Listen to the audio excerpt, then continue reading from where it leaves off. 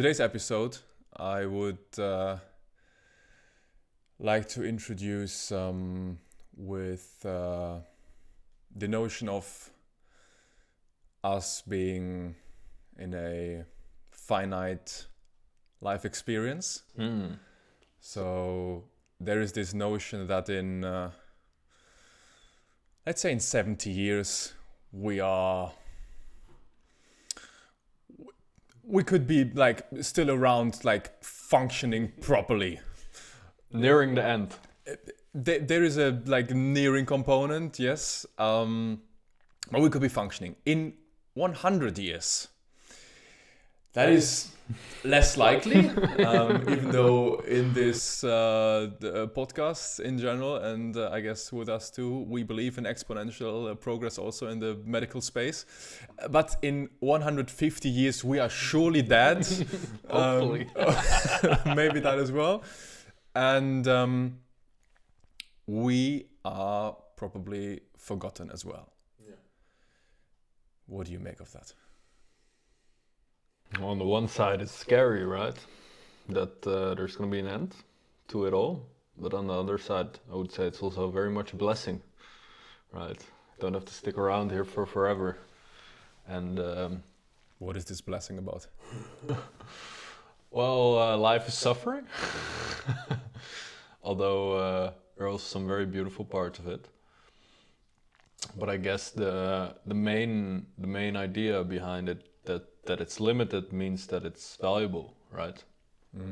If something is free, it means that that there's a lot of it, which means that if it's not limited, then it is not of that much value.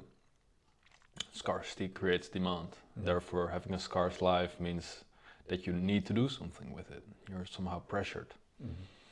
So I really like reflecting on that because it scares me, and because it scares me, it pressures me to do more.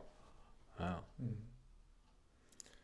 Yeah, it's interesting to like really paint this picture of moving forward 150 years as not being there anymore. This apartment, probably like, let's say, hopefully the city still exists in its functioning, but like This will probably be 3 apartments then. Yeah. let's see how that goes. So stuff is gonna exist with or without us. So why then do we take ourselves so seriously as to beating us up over things that eventually don't matter? Yeah. I don't know why we do that.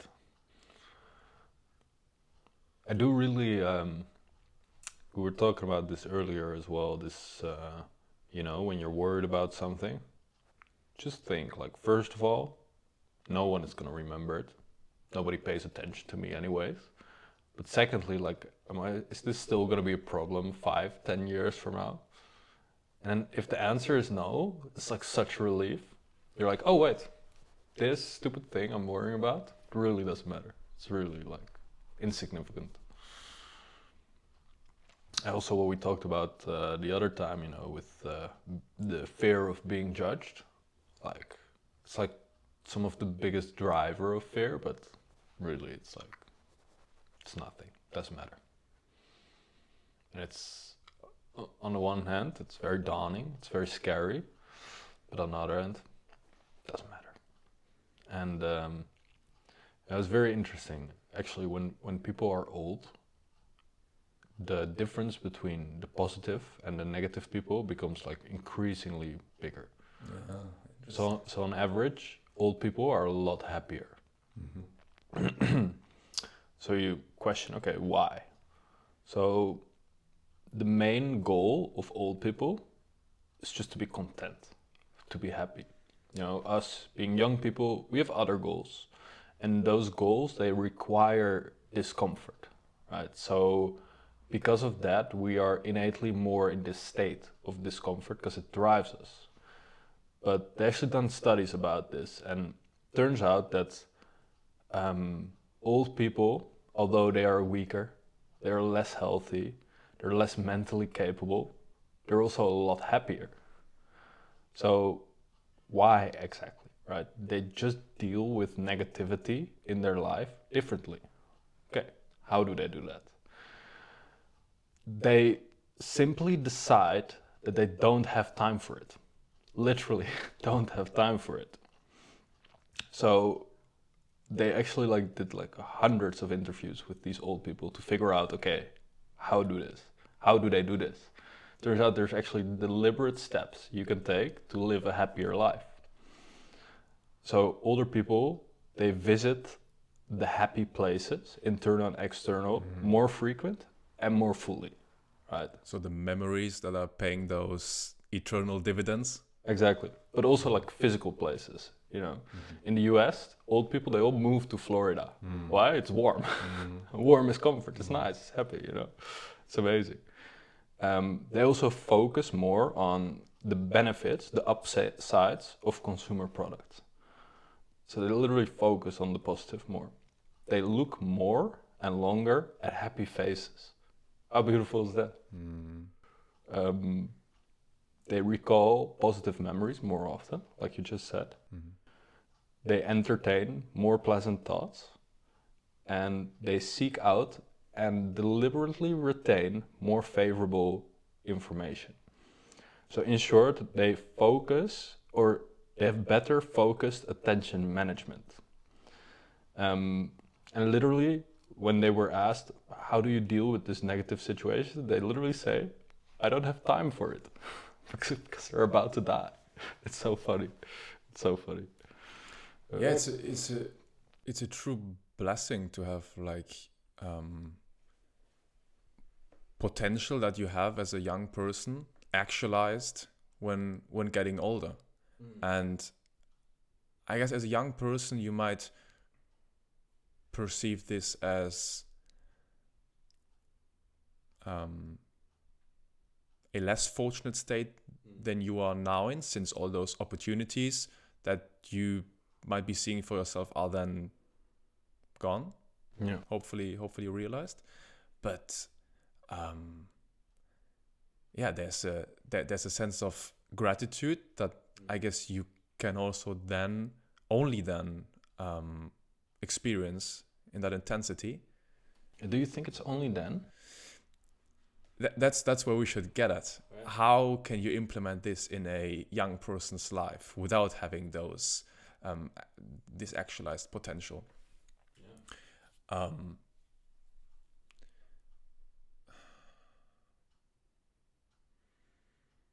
So one thing they said in this study, literally as a result of this study, this gratitude in the morning thing, writing things down that you're grateful for, or to go back to the cliche, counting your blessings, it has some scientific backing. This works.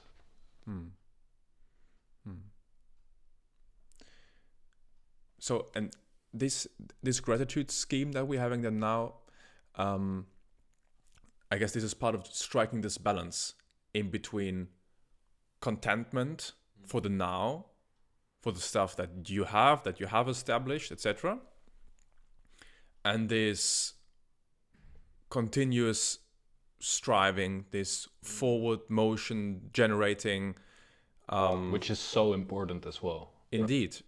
Enthusiasm. I guess also older people should have that to a certain extent, since that is life in the end. It is motion, it is in flux. Yeah. So you want to progress, but in different ways. Yeah. So maybe this balance is then a bit more emphasized on the contentment part in the now. Yeah. But what about where would you place anxiety here? Because we hear a lot about anxiety. People talking about, oh, I have anxiety. I don't want to leave my room, my bed, whatever. There was this Danish philosopher. His name is Kierkegaard, something like that. We don't dive into this pronunciation. It's not my. I'm not very strong in the Danish audience. Oh, Jesus Christ! Next time. I'm banned from Legoland. And he spent a substantial part of his life, like philosophizing of this idea of anxiety, the human state of anxiety. And essentially what he says is like, you know, there's all these opportunities, these choices, these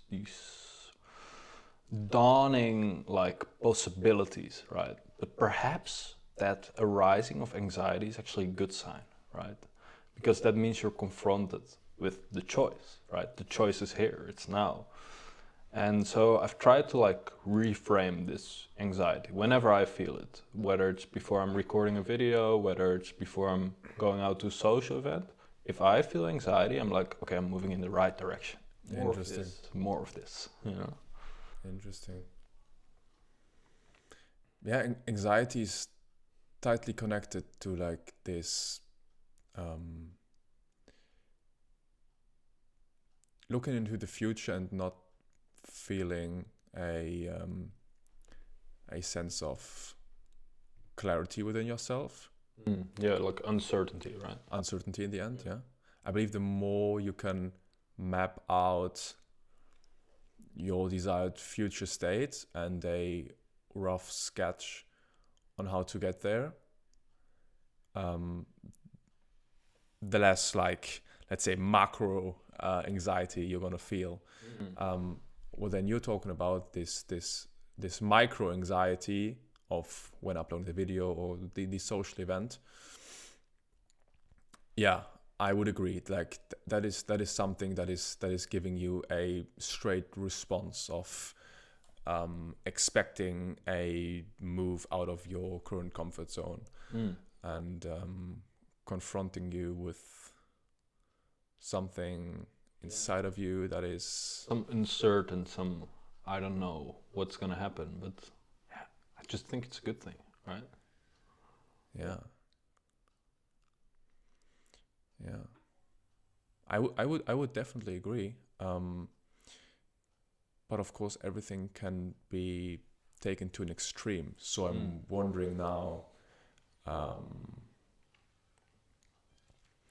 When does it become like restricting? Yeah. When is it obsessive? Yeah.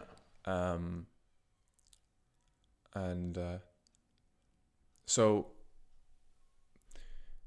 I guess when you have when you direct a big chunk of your energy towards spotting those potentially anxiety evoking things, but got into the motion of embracing those, as you're saying, I believe if you are losing the balance and doing those anxiety things like excessively, you are then losing out on the contentment scale that we talked about. Yeah. So then it always comes back to our eternal divine balance state. Favorite word. Where's the sweet spot? Who was it again? Was it now Aristoteles who was mentioning this already about things always being in the right way when there is when it's an anti-extreme move? It is always the balance. It is for some reason this universe like this. Or is it just our perception of it? What do you mean by perception? Well, with this notion of, the moment the seed of that idea of balance is planted, perhaps you just start seeing it in everything, Maybe it's all just bullshit. Could be. Okay. So that when you are not aware of this balance concept, you might be going for extremes that are then for some reason acceptable, since you in your internal state are not labeling it as an extreme. Okay. Yeah, that's also something we talked about, like the moment you are aware of certain life concepts, of certain ideas, oftentimes there's no point of return. Yeah, you start seeing it everywhere, right? Exactly. Yeah. It's also like with when you learn a new word, right? A word that you previously hadn't heard of. I've had like multiple times where all of a sudden like I'm reading a book and I see this word appear 3 times. I'm watching a show, everybody's saying this word. Well, before it, like I was unaware of it. I think this has a scientific name as well, but I can't recall the theory behind it. It's very interesting. People can put it in the comments, right? That brings me to this balance back and to the subjective nature of balance. You were saying it's all bullshit. There's something to it, 100%. It could be. I see the balance as well. Yeah, I'm a big believer of it, but in the end, it's all just a weird concept. Question everything. Indeed, wonderful. That's the mantra. It should be. But the subjective nature of balance. Your balance is not my balance. No. Yeah, it's very personal. And this is tough, right? Because this balance thing, it's being glorified as being you gotta use it, and we do agree with this. But and it's been repeated throughout history. So many symbolisms and everything. Right? It seems to be a very main theme of humanity. Yeah. But then if it is so subjective, you are required to analyze every situation by yourself. You gotta audit what it is doing with you, and then figure out and define to its like deepest state what your balance is about. That seems like a hell of a job. And then what do you compare it to, right? Because you need some kind of frame of reference to compare it with. I think it's just trial and error in the end. Just try some. You don't know what limits are until you've met the limits, I think. So, exactly. So, before finding a balance suitable to you, you should have experienced the extremes as well to have some kind of reference point, yeah? Yeah, I do believe so. Again, I told you the quote earlier by Carl Jung. To have a tree reach its branches into heaven, it needs roots that reach down in hell, right? Yeah. Interesting. The subjective nature of balance. In my head, that's also closely correlated to this sense that not every advice is meant for you. That there are these, on a surface level, seemingly generalizable like patterns that you can adopt and that are just serving you, but some are really not. So how would you say you like pick out advice that is suitable to you, and like I'm not selecting stuff that is I think maybe that the things that don't feel suitable to you are maybe like the most important ones, actually. Because if you're only like confirming your current beliefs, then you're not growing. You're staying in the comfort zone, so to speak. So maybe reading and exploring the contrasting opinions is even more important than confirming your own beliefs. that seems sensical. Yeah, which is hard, you know. It's like very difficult, but So that is from a understanding perspective, like meta-wise. This is how processes learning by contrast. learning by contrast. It seems like a fundamental thing to human beings. I don't know. We can just we can conceptualize it better when there is the other side, so that maybe it's also that less mental effort. That there's some kind of like automation going on. Like you don't need to invest actively mind power on contrasting those things. It stands out. It's like self-governing. It's just like like motion within that is not actively being invested by you by having a contrast. Yeah, it's interesting. I think like the fundamental principle of art is contrast, right? Of course, you have the color aspect, but also in a symbolistic manner. Let me think of a good example. For example, a picture of a homeless person in a fur coat, right? It's like a contrasting idea, right? Somebody that's poor, doesn't have a home, but is wearing a coat that's like 12,000 euros or something. It's like, it does something with the mind, right? Automatically, instantly, you don't have to think about it. You look at it and it's like, this doesn't make sense, but because it doesn't make sense, I want to look at it. And it makes me think.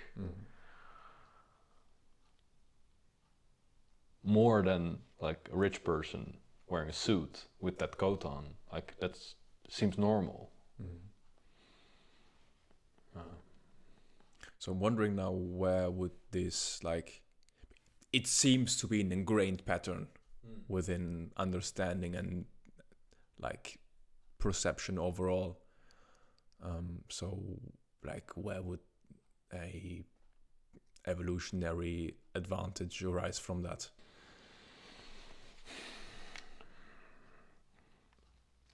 Well, things that stand out are either an opportunity or danger. So I would suspect it has something to do with that.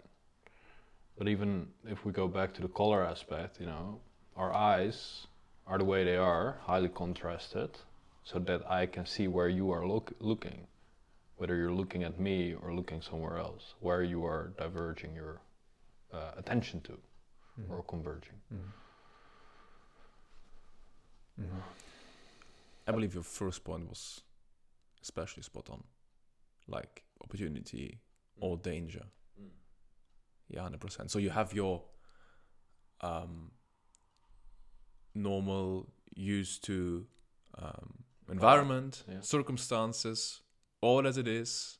You know, we gathering the stuff and we hunting the stuff. Eating the stuff. Some of them. And then there is this wildly ripe berry that is then in a way contrasting the one that is like half rotten. Or green still. Yeah. Yeah. So you probably do want to directly recognize like each value proposition of those two berries. Okay. Or on the flip side, like all the muscles of the animal that I just killed look the same, but one is like darker or more greenish, or it smells weird, it stands out. Probably shouldn't eat that. Probably not a good idea. Because it stands out, because it's contrasting to the rest. You can pick that out, eh? Interesting. Are we more meant to be on like receptible to opportunity or to danger? I think equally. I think these are like the two we talked about it last time as well, you know, when there's an opportunity in romance, you want to stand out. When there's danger, you want to blend in. So it's very dependent on your goals at that time. Given that you go with this evolutionary drive of survival as like your primary objective, would you then be better at detecting danger? Not sure I'm really catching it. So if it is the case that we are primarily meant to survive and not to thrive, wouldn't it then be the case that you are more receptible to dangers around you rather than opportunities? Yeah. Yeah, I think fear is the strongest emotion. And perhaps we could also relate this back to this fear of being judged. You know, if I stand out too much, maybe even my own people will turn against me. If I'm too different. So then if this is naturally deeply ingrained within us, and by that understanding that opportunity seeking is something that we need to more consciously think about, more consciously need to remind ourselves of. So maybe then that is a like life perspective that is more suitable for general success. You are not meant to spot opportunities right away. You're more meant to detect the danger within them. Yeah. For some reason, it also makes me think of these life phases, you know, because when everybody has that, almost everybody has that moment in puberty where they're like, fuck the system, bro. I'm gonna go my own way, you know. I'm gonna show these motherfuckers how it's done, you know. But like in retrospect, you look back and you're like, oh my god, I was such an idiot. You didn't show anybody anything. Everybody does this, you know. Everybody goes through the same thing. And it's interesting because this fear of being judged, this fear of being different, you know. I'm different, therefore I cannot connect. But if everybody is different and therefore cannot connect, that gives us a basis to connect on. Right? Because we're all different, we're all the same. Let me ask you a question. Have you ever had this feeling of I don't feel understood? I guess so. I believe more often than not, I was then reminding myself that those people that are then not like trying to understand me are not the ones that should be understanding me. But I also believe, given that I wouldn't set myself on a high extroversion scale, I would have been sharing less than other people would. By that, there's less to be understood. Exactly, to be understood, and less to be not to be understood. So I probably have also experienced this less in general. Yeah. But that like implies that you're less understood, right? Yeah, and that's where it's coming in. I do believe there is a sense of introversion can be detrimental to yourself as to representing yourself not in a way that you would deserve to be represented. So the world does not like recognize the inherent value proposition that you would have. I believe that's a real problem. You know, this extroverted guy who's just he's receiving his energy from presenting himself in the best light possible, and the introverted guy that, you know, loses energy by just doing 5% of the presentation that the guy next to him does. I believe those things, they are creating real imbalances in this world. Yeah, definitely. So we talk about this ambivert thing. I would say I'm quite in there. So I think I was lucky in regards to not sharing too much based on not being too extroverted, but then also being like so ambiverted as to presenting enough to have people ask, being interested in what it is that you are. I would have been about. So that is also a general advice that I would give out. If you are highly introverted, you are improving the quality of life in every area by becoming more extroverted. Yes. 100%. So I don't know if we're getting back to the balance thing again. Always. Main theme. Yeah. But I believe that's the most important thing. There's of course also this notion of extroverted people becoming more introverted, giving you time and space and energy to be by yourself, to be contemplative of your own actions, etc. Be comfortable with your own thoughts. That's like Be comfortable with your own thoughts. Okay. Yeah, I feel like I'm definitely also heavily on the introvert side, but I feel like extroverted people, like, they can be almost haunted by their own thoughts. They're not comfortable in their head, you know? So that the texture of your mind is hunting you, like the notion of needing to have people around you so that you can escape from your own thoughts. Yes. Which is like, it makes you highly dependable on other people. That's why I'm so happy that, although I'm like extremely introverted, I am introverted because I don't need anybody to be comfortable, to feel good, to charge, right? Well, if you're extroverted and you get energy from being by other people, you constantly need people, right? That's hard, yes, because most of the times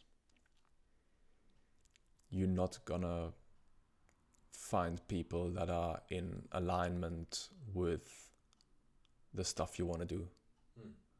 So as an extroverted guy or girl, you gonna be around people that are just there.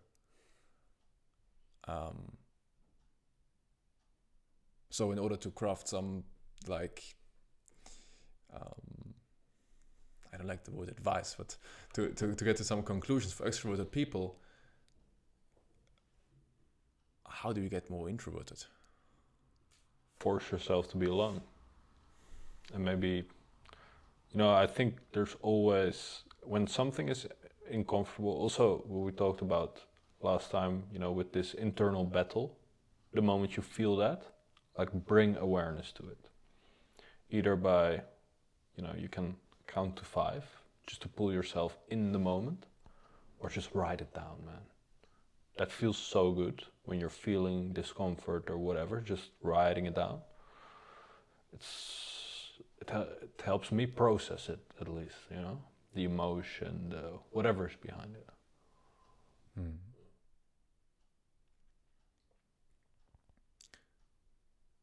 Also, finding something that you have to be, finding something you're deeply passionate about that you have to be alone for.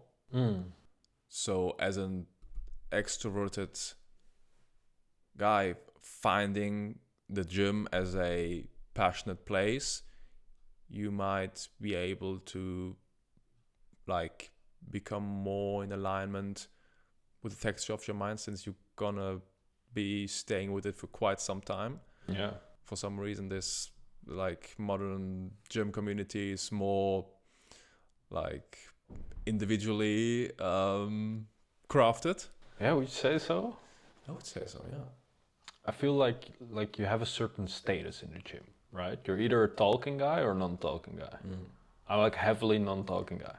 Earphones in, if somebody says hi, I just say hi. That's it, bro. But then I'm also like pushing myself sometimes a little bit out of the comfort zone by, you know, when you're in the sauna or whatever, trying to start a conversation. Because honestly, I'd rather not, but like, you know, seeking balance, trying to stretch the limits, you have to sometimes. Not like entirely unlearn how to talk to people. Yeah, exactly. Don't be a complete Tibetan monk sitting in the sitting in the mountains alone. Even though the environment might, like, totally fit that scheme. So.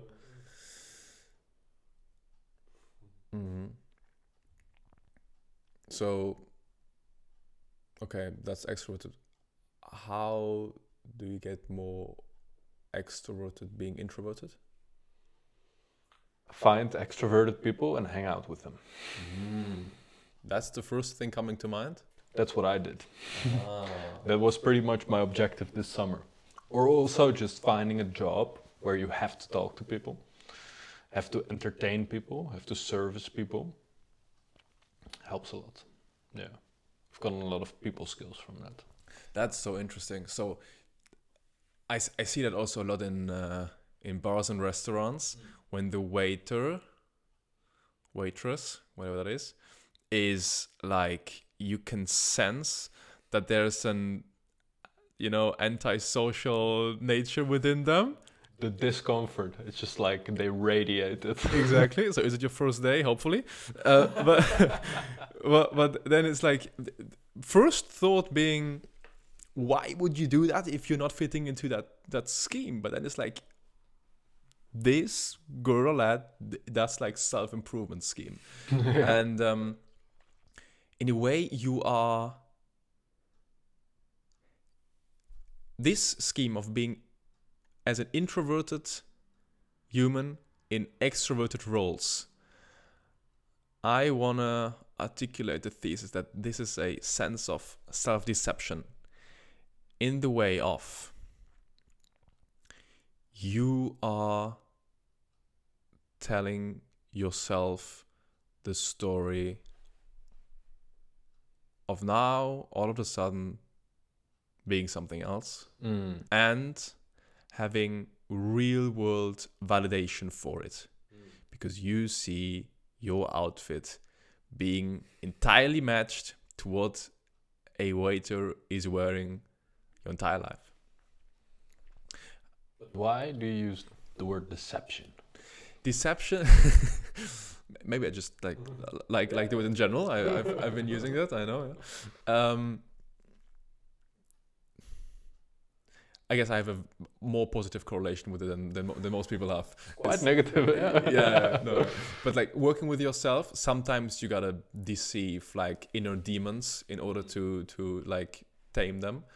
I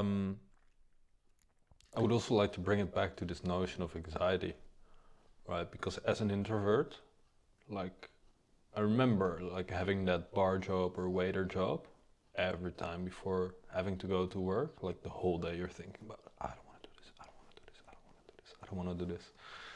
Why for you? Because it's an like inherently uncomfortable experience, right? You prefer being by yourself, that's where you get your energy, that's where you feel more comfortable. So getting out of that nest, kind of putting yourself in that uncomfortable situation. You don't want to be in the uncomfortable situation, so of course you're gonna like think about it and kind of project it, and that creates anxiety. But perhaps that's a sign that you're moving in the right direction. Or perhaps you're deceiving yourself, I don't know.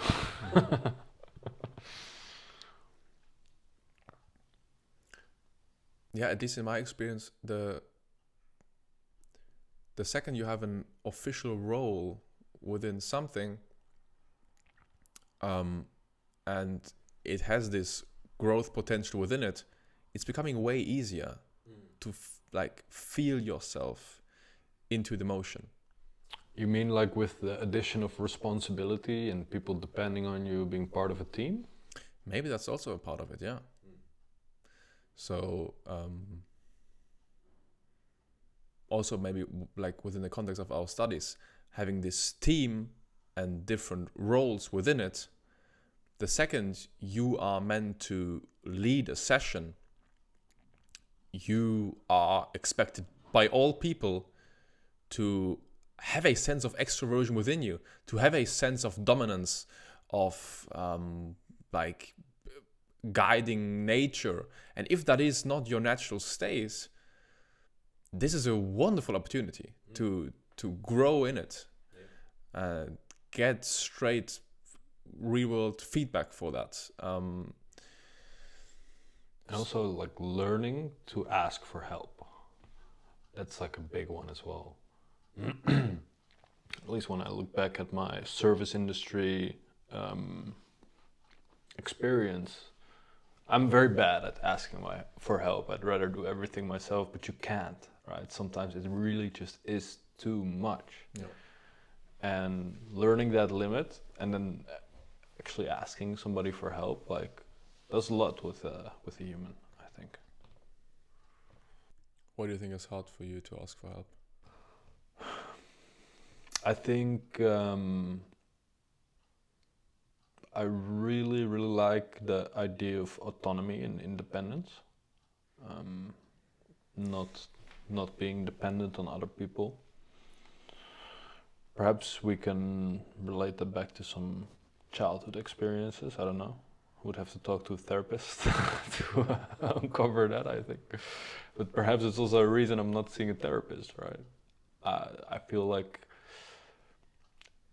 maybe it feels like some kind of weakness. I don't like weakness.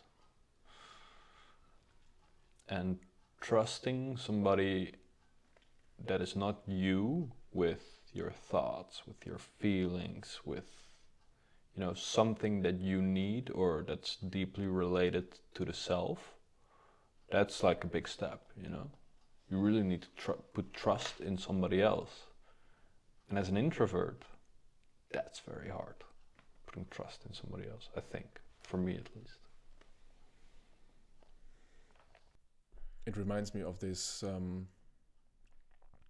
different stages in a business cycle. So the more advanced your operations are, the less you can take care of them by yourself.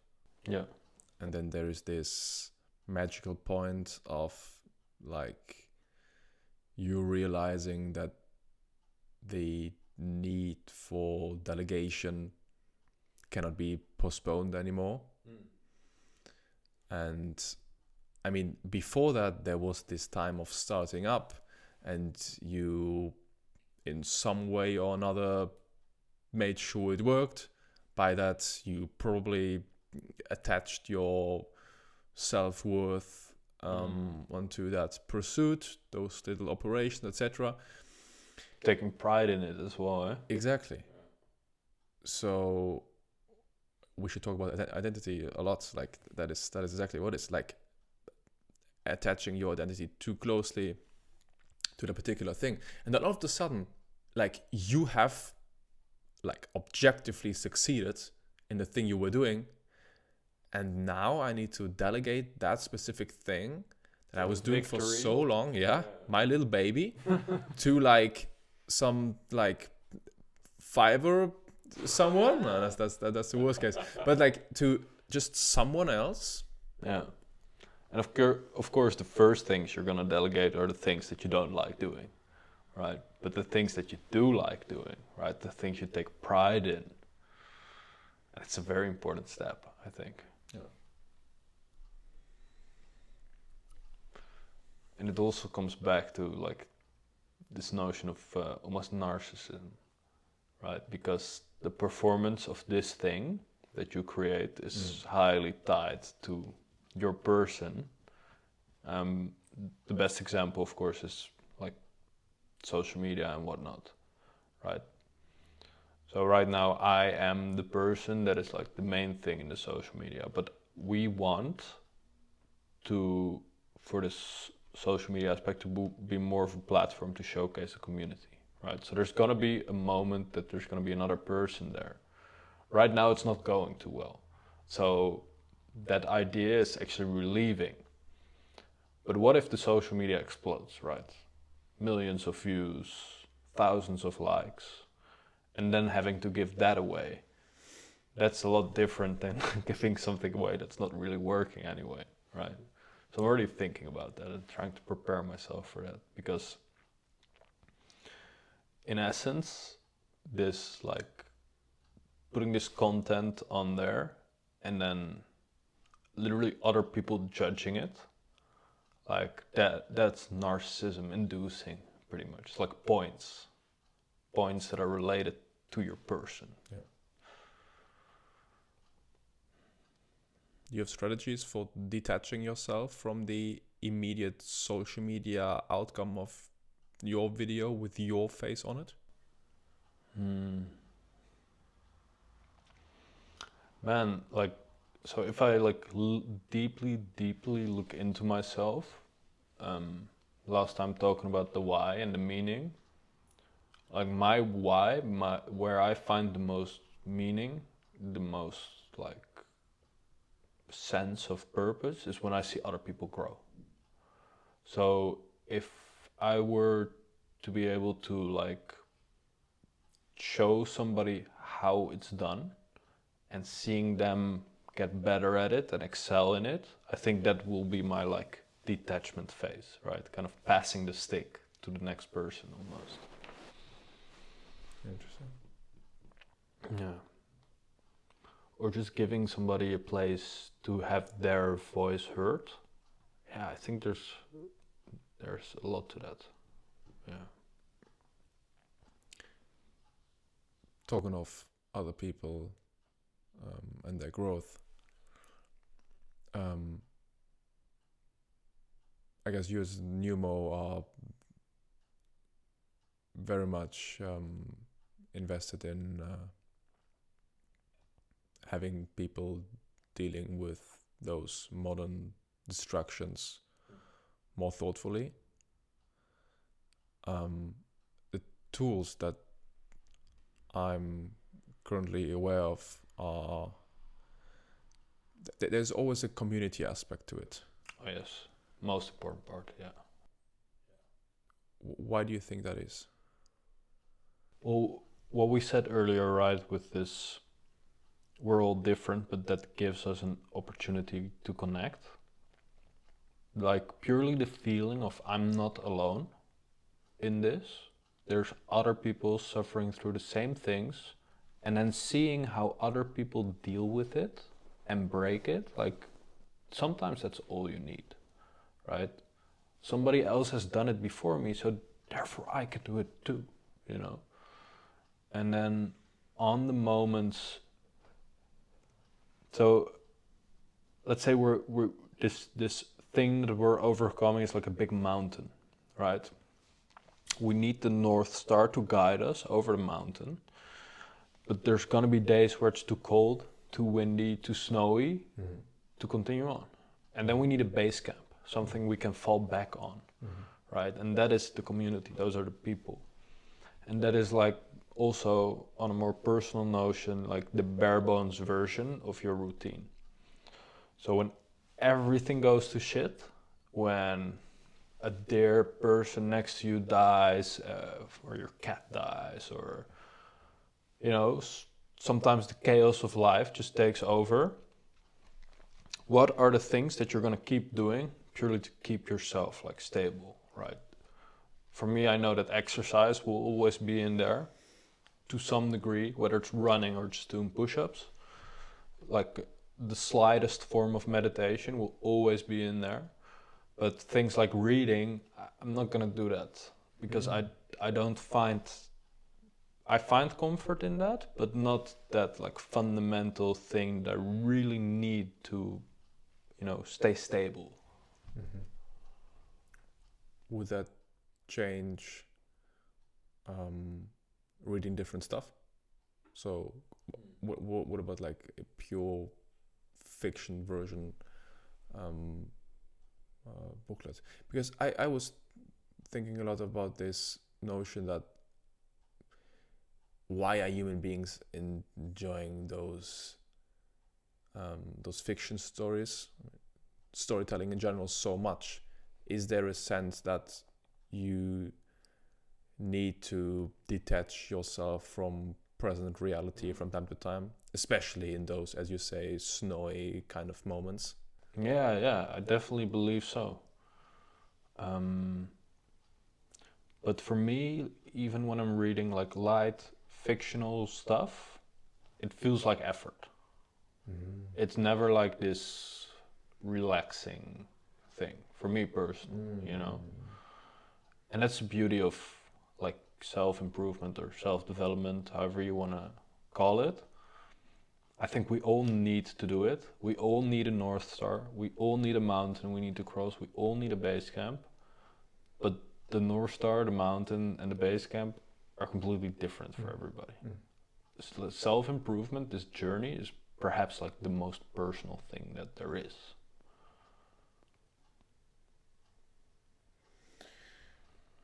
It is definitely presented differently in most of the self-improvement content out there, right? Yeah. And yeah, the second you drive something towards profitability, the second you make out of something a business case, the more it needs to be generalized as to being, how's that? Scale. And that's the biggest challenge, because you need to generalize. It needs to be wide enough that like most people fall under it. But at the same time, again, it needs to be niched down, right? You need to start with the pond before you go to the lake, before you go to the ocean. So those are like, it's like small, wide again. Yeah. It's like a formula that's like almost impossible to solve, but what's that quote of Nietzsche? There's nothing more beautiful than failing at the most admirable thing, or something like that, you know? Yeah. The bigger the challenge, the better. Yeah. So then, as a ambitious human being, how then, like, being confronted with this self-improvement content and by that self-improvement urge within yourself, is it then again trial and error, point picking the tools that are suitable to you? On a personal level, it's trial and error, trying things, attempting, failing, receiving the feedback, reflecting on it, trying again, but also testing those self-derived theories and practices with other people. And the smallest level in which you can try that is by creating content and seeing if it, somehow resonates with people. That's like the smallest thing. Like, talk about your ideas and see if it latches on with people. For a very long time, it's not gonna latch on with people, which means that you just have to keep trying. Yeah. But coming back to this trial and error and just trying stuff, most of the things that allow you growth are inherently uncomfortable. We said that. Yeah. That also means that there is a real challenge differentiating in between uncomfortability because it is hard making you grow, and uncomfortability because it is just not meant for you. And this is certainly a challenge I am dealing with, like still. What are the regimes, processes that are holistically serving me, and what are the ones that I'm just forcing myself into? And with this, we are very quickly in this area of honesty with yourself. I believe, like, there's awareness also, right? That's where it starts, right? We should be working out the funnel, like how to get to honesty in a second. Yeah. Thinking about that now, I think you should completely disregard the feelings you feel beforehand. But if it feels good afterwards, I think that's very telling. Because nobody likes running before they start running or while they're running. But after you're done, it should be feeling good. Yeah. I would still say that, like, when adopting new regimes, also the afterwards response can be less exciting than expected. And there is a sense of getting into the motion with things. Yeah. Inertia, you need some momentum. It is, right? So differentiating those two, I guess one way is for most people to build up your resilience, doing things like on a more consistent basis, whilst not falling into this sunk cost fallacy regime of doing things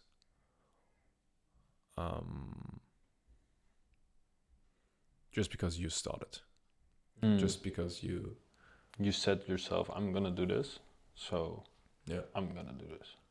Yeah. And this is being glorified, right? Yeah. This message is being glorified. I think it's very important. I think, yeah. There was this, like this idea of getting good at doing hard things, essentially, right? Because then when hard situations do arise, whatever, you have evidence that you've done it before. I think that's all we need, evidence. Internal evidence, things that you can revisit within yourself, assuring yourself that quite likely you're going to do it again. Yeah, exactly.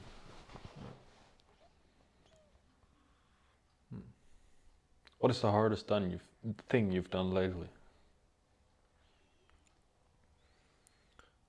Oh, it's very personal, huh? That's why you're for. You don't have to share it. So, in the context of my sleeping routine, of the last like 1.5 years, it's been to like get consistently back into the motion of getting up immediately. So also like disregarding like any kind of thought that might be like coming up when the alarm goes off. And this is, by the way, also an interesting notion that human beings are so proficient at finding reasons for doing or not doing things. Like, you're so good at like Self-deception. that is again self-deception, right? This is like really self-deception. Yeah. So let me ask you this: what do you do if you wake up before your alarm? Yeah, that happened after we did the thing that was very hard, getting up immediately. If I feel a like internal sense of energy, I'm getting up. Like excitement, or that's too much. But like, I'm not there yet. But you know, I think energy, just like a sense of aliveness. You know, and this is, by the way, one of the most beautiful things that there are. If you can like wake up and be energetic, then there are so many things going right in your life. That's like, I'm not there right now. I'm getting there. But this morning was I woke up 1.5 hours before my alarm went off. Wow. Which is like 2:30. Yeah. And it took me an hour before I could get out of bed. But I did get out of bed before my alarm went off. Yeah. Which in and of itself, I guess, is a bit of a victory. But I was actually thinking about this. Like, I was thinking about the things that I had to do and trying to motivate myself to get out of bed using those things. Yeah. It's interesting. My sleep tracker said that I went back into REM sleep. But from my experience, I was wide awake. I was like in this half dream state, but this was really weird. Really weird.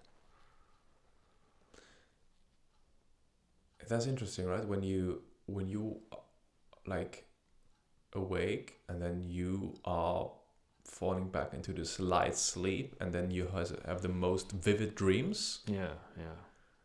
There should be some microbiological explanation for this. Yeah.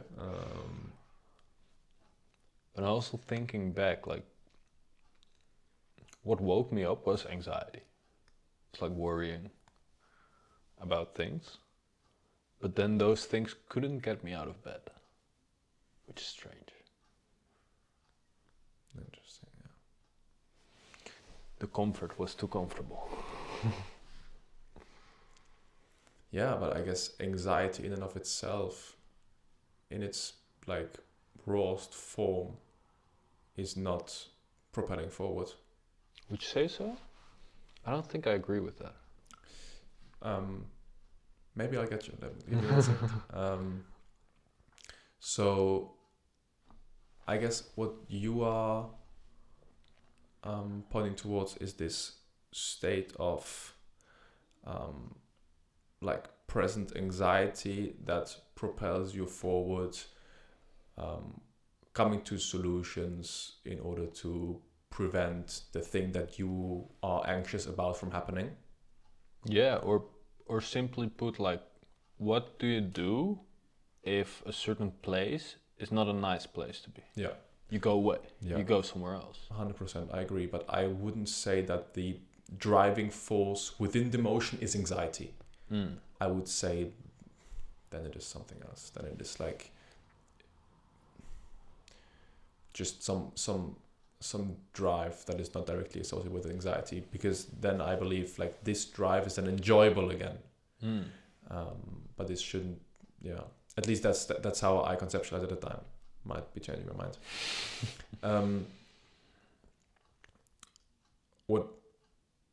What I was talking about, I had this new emotion notion in my head. I need to share it. That's also something I'm talking about in the newsletter quite frequently. So that auditing the texture of your drive, what is exactly motivating you. If it is coming from a point of proving people wrong about stuff, you know,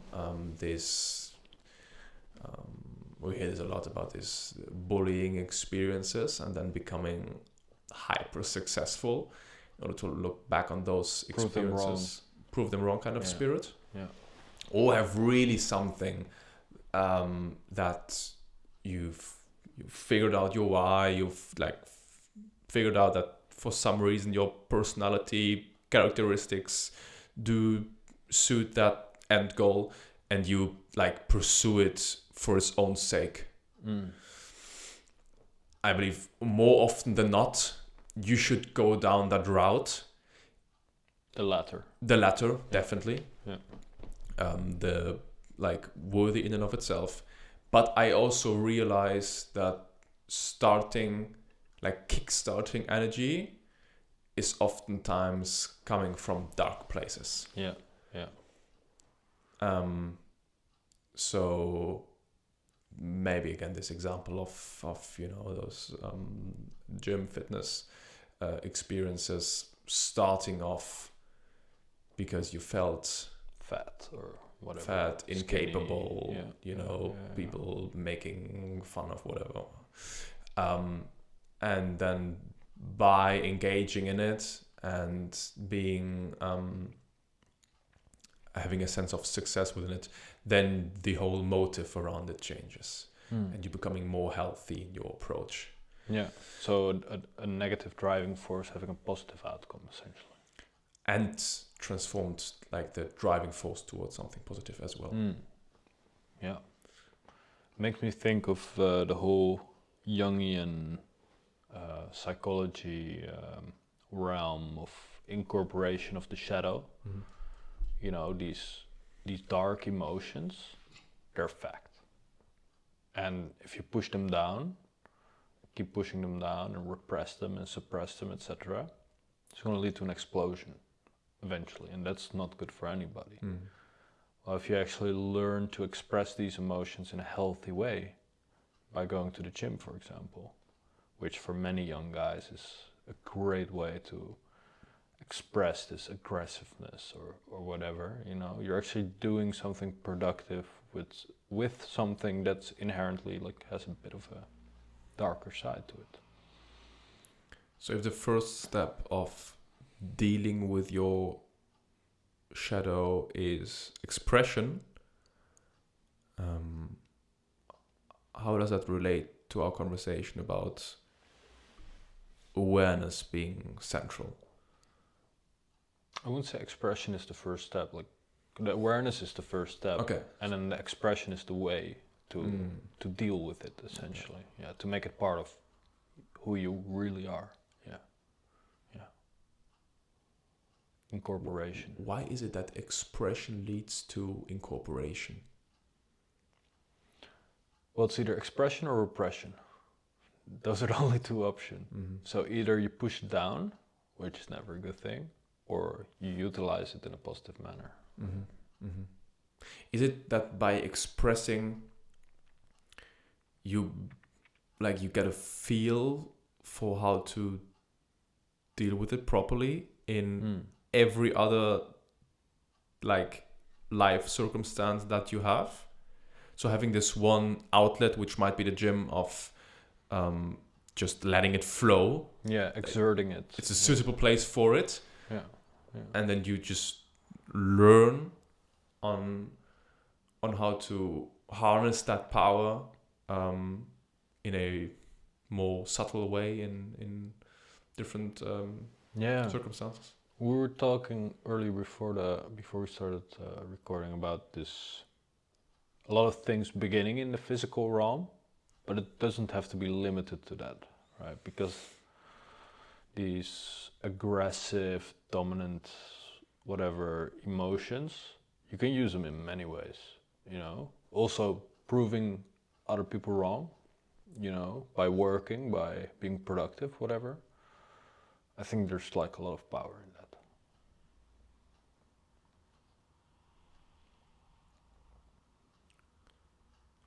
When would you say it's becoming unhealthy?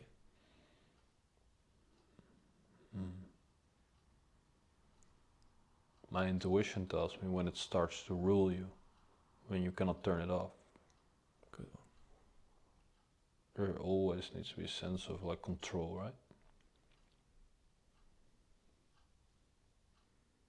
Do you think people are made to sense when they lose control? Well, that's the inherent thing about control. If you don't have control, you don't know. Because it starts with awareness, right? I think you need like people in your environment to tell you this is not good. This podcasting thing, twice a week. It's not working, man. What are you doing, you idiot? Slow down, slow down. No, never slow down, brother. Never slow down.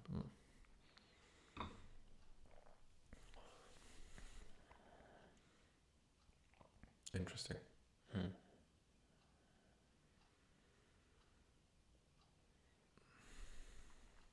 Do you have any past bullying experience? One more time?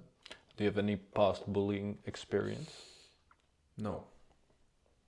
That's why I want to really feel myself into this state. I can bully you if you want. I mean, like, there's only real world experience, yes.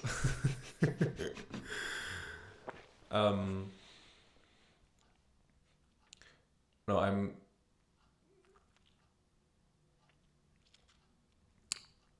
also happy to say that I hope that I have not been part of any bullying actions. So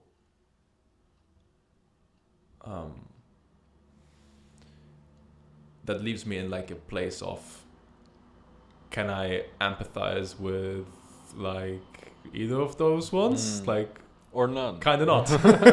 So it's like, I mean, there is a sense of if you are by nature not too introverted and you have something that is like, you know, going for yourself. And I mean, within childhood, like hierarchies are not hierarchies. They are kind of, I mean, they are hierarchies, but they are like nonsensical hierarchies. Especially like in high school, bro. Like it is, right? Yeah. Like that's also conversation. Like, why would a species have in like early adolescence have such unreasonable social hierarchies. I think it's also a testing process, you know. Just to like see, because there's always this notion of this unconscious process of comparing yourself to others to see where you fit in the hierarchy. And perhaps this transitional period is super extreme because these processes kind of need to take place, right? Because I'm sure in primary school there's also like a playing ground hierarchy, but it feels less intense than if I think back about like high school. So how was your high school? So I was like a bullied in primary school, quite a bit. So I guess I just disproved my own statement. But then in high school, in the first year, it was like, it looked like it was gonna go the same way, but then I started going to the gym. And then there was also a period where I've bullied people. Yeah, definitely not proud of that. But yeah, it's also peer pressure, you know. These other guys are doing this. They are my friends. I guess I have to do it to be part of it. Yeah. In the end, like from both sides, it all is insecurity. Yeah.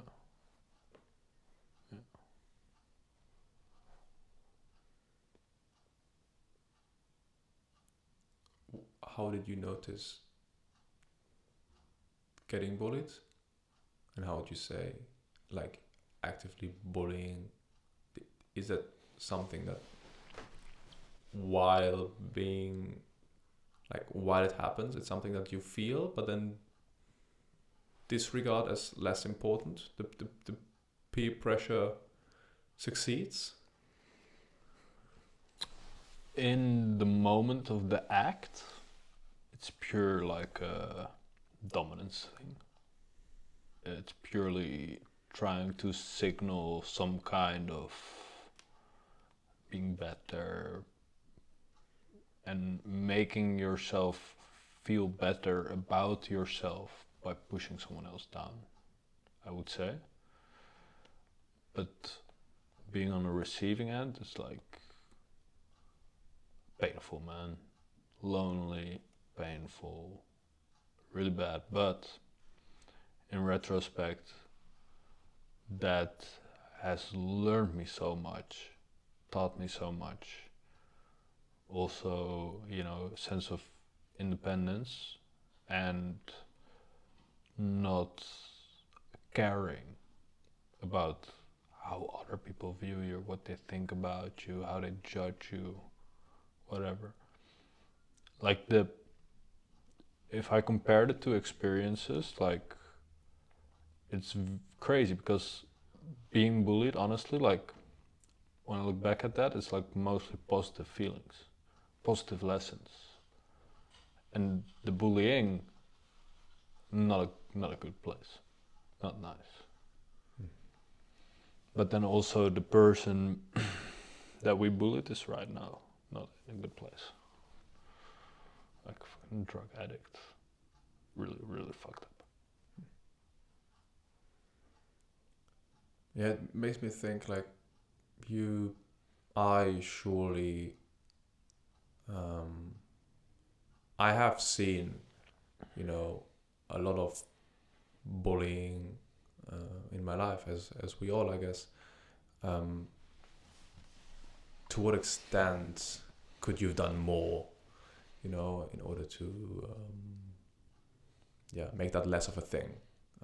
And that comes also back to the peer pressure, because then, you know, this standing on the sideline, not feeling direct responsibility within it, that is kind of the same as being in the act, right? Yeah, I guess so. Yeah. And I would say that I wasn't like a driver of it. I was more of like the sideline guy, I guess. Of course, I did some of the act as well. It's just sheepish behavior, you know. It's just, yeah, it's like the stupidest thing there is. But also in retrospect, the fact that this person's life is fucked up, and I don't feel responsible for that. I really don't. This guy's made some very stupid choice in his life. And that's not my fault. Mm-hmm. So you're detaching at some point. Yeah, definitely. Yeah. I mean, it was like, we're talking about 2 years here, with like an amount of instances that you can count on 2 hands, you know? It was not nice. But I've also been there. I'm not this fucked up guy. Yeah. So I cannot blame myself. Oh, okay. Hmm. Do you think this bullying tendency is something innate as to being necessary for this human species to, as you say, test what is valuable, what is not, how to what is this like construct of a hierarchy, how do I climb it, Yeah. how am I being devalued? I think like the objective, detaching yourself from that, because essentially again it's like a dependency on other people and external factors. You know, you feeling better by putting other people down, or vice versa. And I'm very much focused on personal wholeness in a sense of independence. But yeah, I think it's a fact. I mean, you see it, even adults do it, you know? Like on the work floor. A teacher can do it to kids, the other way around. And in some cases there's like serious damage, man, which is fucked up. I was talking to a guy online who said that he had like PTSD and shit because of it, you know?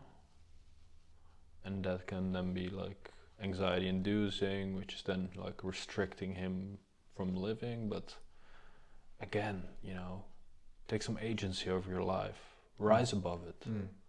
That's where strength is found. And he's doing so much better now, this guy online. He told me, which is like amazing, you know, good for you. Keep it up. Cool. How could we counteract bullying? I don't think we can. I mean, even gorillas and chimps and whatever do it, so it's a very like natural tendency, I think.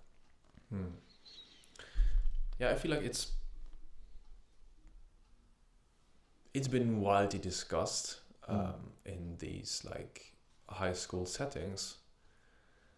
I just feel like talking about it more straight to the point. What is happening? Why are you doing those things? So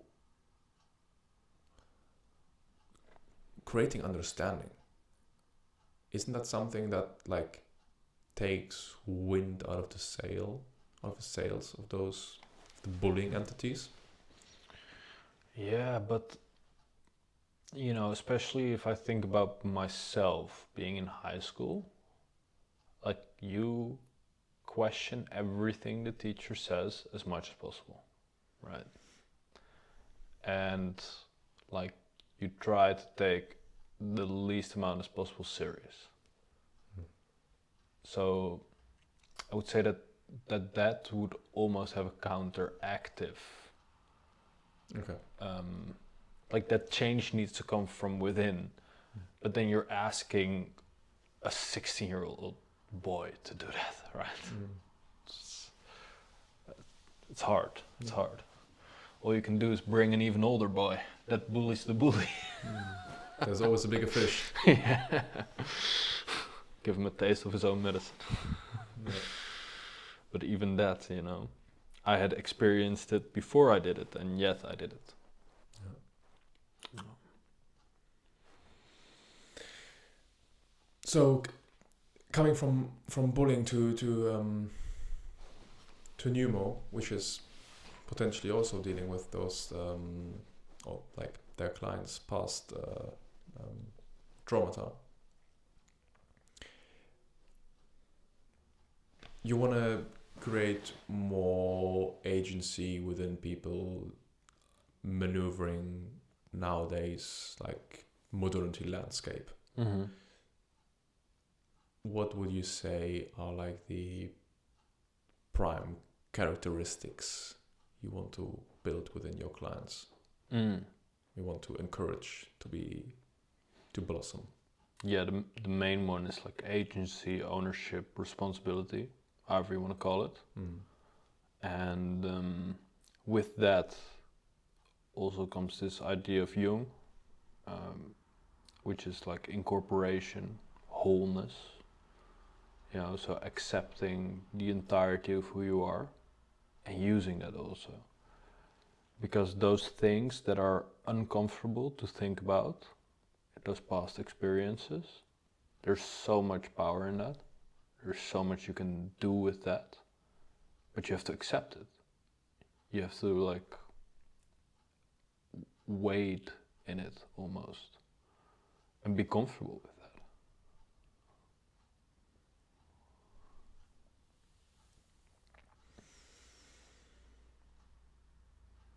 Yeah, wholeness is interesting.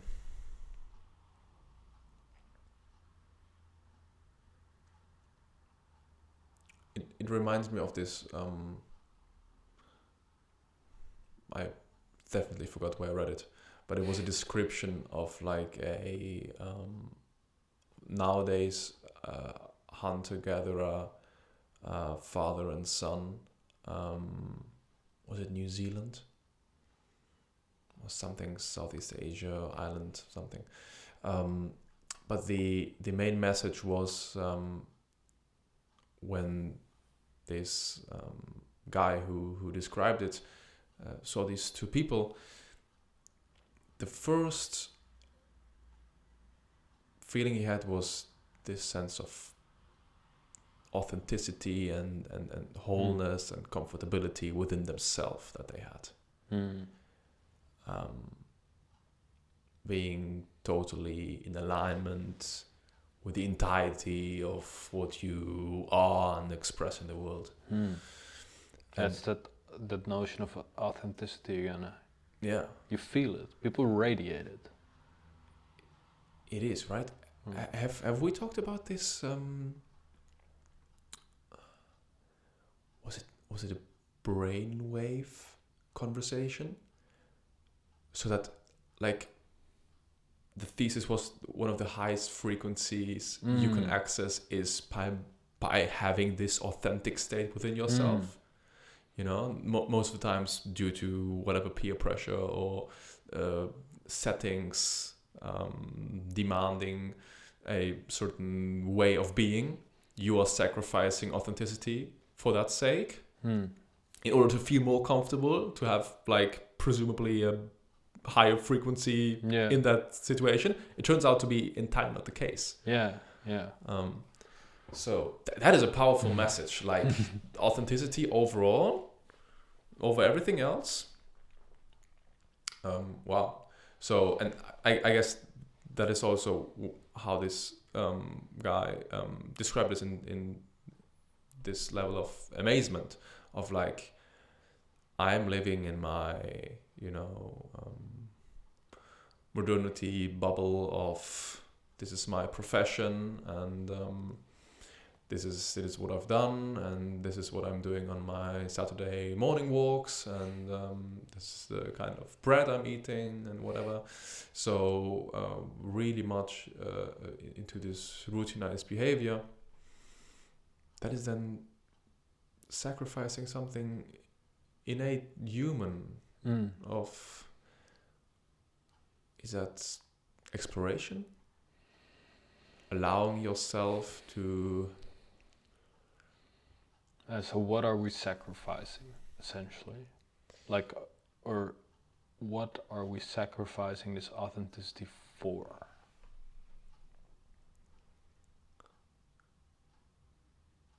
So, I believe what people are having trouble with is staying curious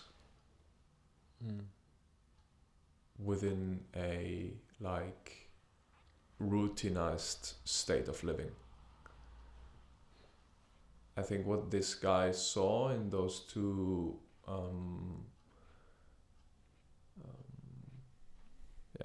hunter-gatherer like community members was this like kind of absence of a agenda.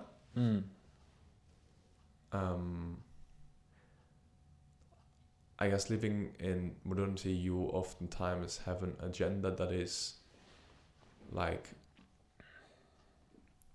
first off, you have an agenda, and secondly, this agenda is mostly shaped by other entities than yourself. It's like conformity. In a way, right? Fitting in the mold, yeah. And I guess people can learn to be kind of comfortable with it, since they also see all their peers being in that state. You know, it is normal to have this day job, and then I can have my nice dinner, and then my other evening routine, and then next day the same. But I believe something very innate inside senses that there's something lacking of true expression within yourself. And like, please don't take that as like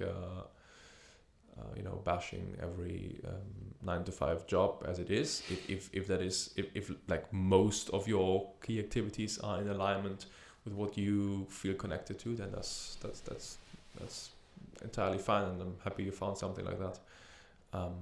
But I guess a big chunk of the population is falling into professions that are picked by themselves, but highly suggested by something else. And now we're really entering the waters of Nietzsche and the Übermensch. That like he saw, I believe, this conformity as like the greatest evil, like restrictive to the human experience.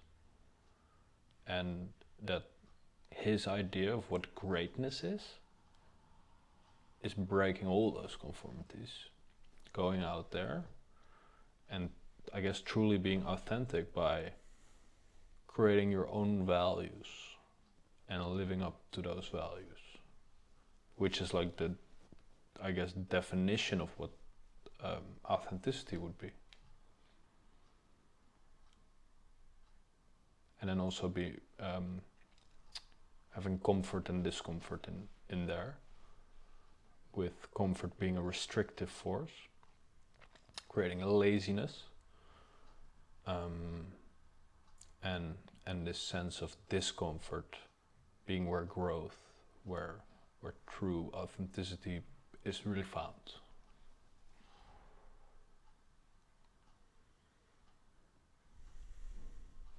Which are very extreme ideas, but I find them very attractive personally.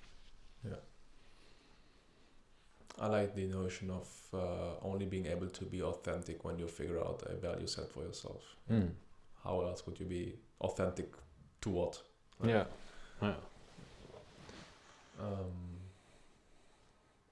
Yeah. I guess a more moderate version of this is coming back to this questioning everything. Not in like a cynical way of finding the downside, but of being just curious about what does stick with you. Yeah, because I do agree with you. I think the truth is like somewhere in the middle. Again, balance. Because we should not forego everything that our parents teach us, right? That's crazy. There's definitely wisdom in the lessons they've learned, and we don't have to reinvent the whole wheel. But we shouldn't also completely live like our parents lived, I guess. Yeah. I mean, I guess there are some there's a fundamental need to organize a society-like living arrangement. So the hyper individualized route is then by that restricted in some way or another. Yeah. But where do you get in and individualize your experience again? Yeah. And that's like earlier when you mentioned or when you asked me about, you know, the things we want to give to our community. I started with agency and ownership, and that is that, you know, that is going out there, trying things and seeing what works for you, what drives you, essentially creating your own values. But that doesn't mean, again, that you completely need to figure out everything for yourself, because that's just, you know, useless work almost. Mm-hmm.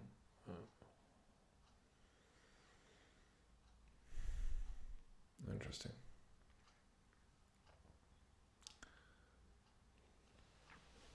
So let us connect it to NEWMO for another second. Given that we now came to the conclusion that there is this balance in between generalized knowledge and individualized experience that you need to merge in order to have a sense of a fulfilled life, when you are in your NEWMO community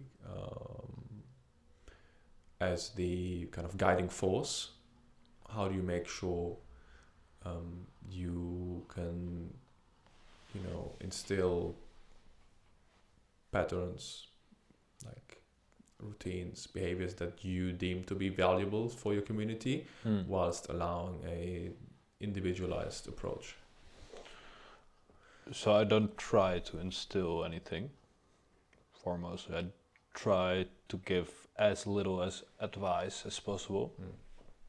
We see it happening a lot, other people giving other people advice, but the reality is nobody listens to advice, really. So there are a couple things that you can do, which I find also to work very well. And the first one is curiosity, right? What are you gonna do? How are you gonna do it? Why are you doing it? And through asking questions, you can deepen your understanding of how and what, but also within that person themselves, right? If you really ask good questions, you see something click in their eyes and working, and wow, I didn't even think about that yet. So that's very beautiful. You can inspire people, but the way you inspire people is not by words, but by actions. Right? So you have to do things, and then they see, oh, it's possible, he's doing it, I can do it too. Yes. You can challenge people, like, oh, you want to do this? Well, how about you do this? I think you can do this. And then lastly is the environment of accountability. Not holding people accountable. I don't like that. It's just like a policeman. Nobody likes policemen. But having an environment where people either say it by themselves or, okay, so what is accountability, right? What is being accountable? What is it? It's purely that you have an account of what happened, which means that you know what's going on. Based on honesty with yourself. Yeah, and intention also. So it's not letting what happened happen to you. No, it's by your guidance, by your demand. You are the driving force behind it. It's by design, it's your plan.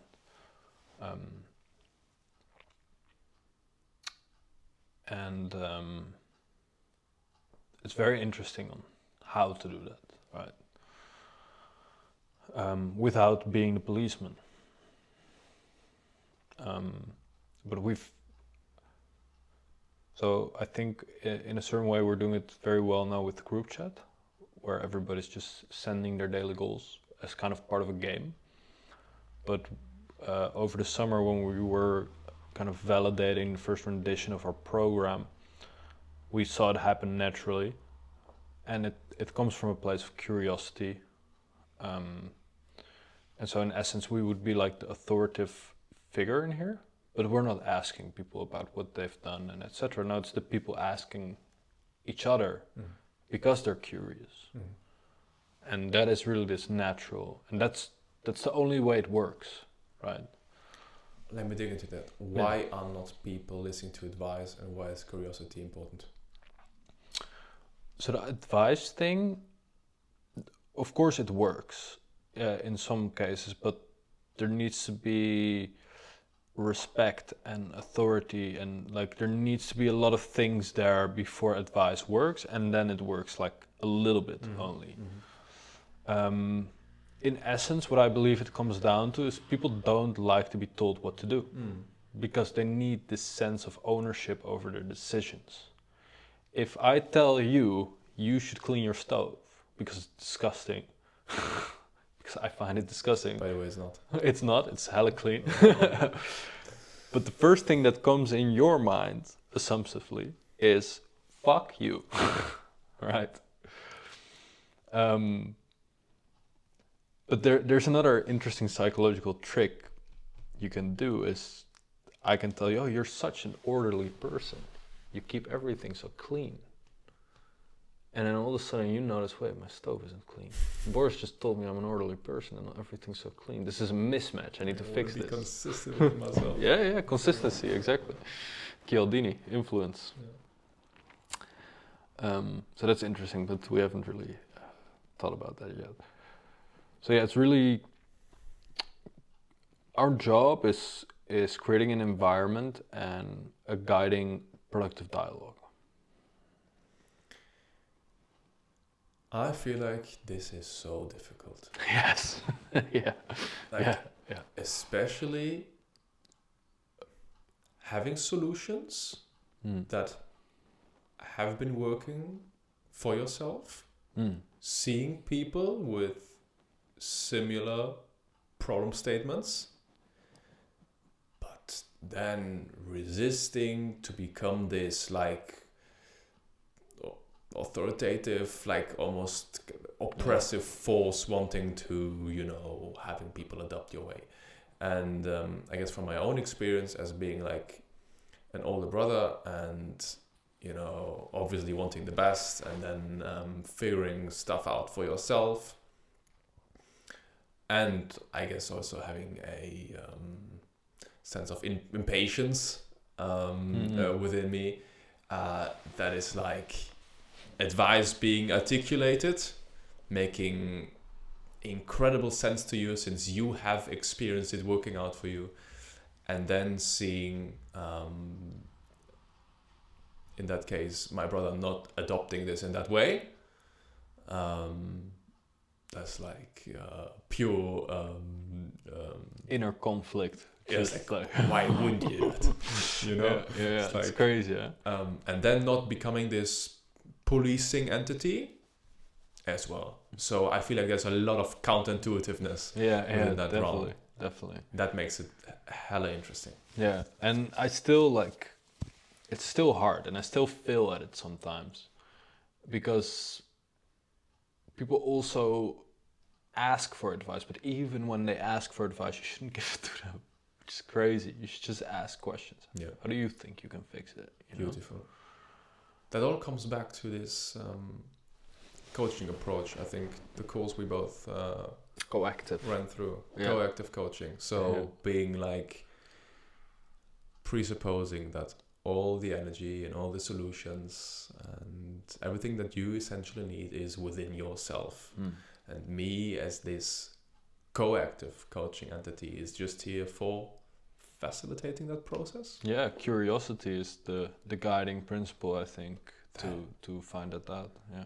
That is also what we're doing here, by the way. So I guess we're like co-acting with each other. Yeah, beautiful. So that's the way to go. Yeah, people do have their solutions for themselves. Yeah. And I had such a beautiful moment. I think 2 weeks ago. This person was asking for advice with quitting with smoking, and he said, on the one side, I really want to quit, and it's very hard in my environment. It's like a Middle Eastern country, so everybody smokes all day. And then on the other side, I have like these exams coming up in a few weeks, and I really don't know what to do. I literally said like, it's very hard but important, but I understand that you shouldn't take too much on your plate, but you know what's right. That was the whole conversation. Like, he didn't even tell me what he was gonna do. He said, you're right, thank you.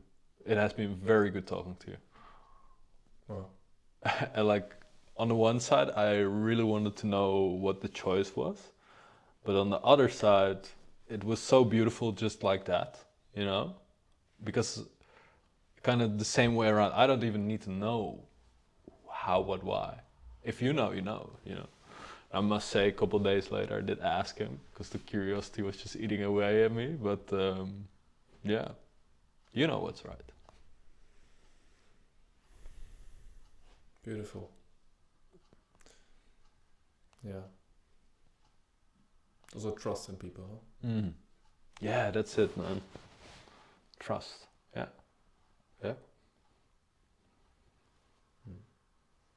Yeah, I think you've picked an interesting business case for yourself. Yeah, it's definitely a challenge, but the bigger the mountain, the better, I guess. Yeah. So Boris, looking at the time. It's here, huh? It's here. It's been a pleasure. Yeah, likewise. People are nowadays aware of your content creation. At least it was mentioned the last episode. If not, NEWMO. The new .mo. The new .mo. On Instagram. The NEWMO dus on internet. The NEWMO.nl on internet website. When is TikTok coming, or what kind of other websites? TikTok is also a thing. I just like, honestly, genuine advice to everybody on TikTok: get off. But on TikTok, our name is, let's see, Lower Stripe, New Motivation.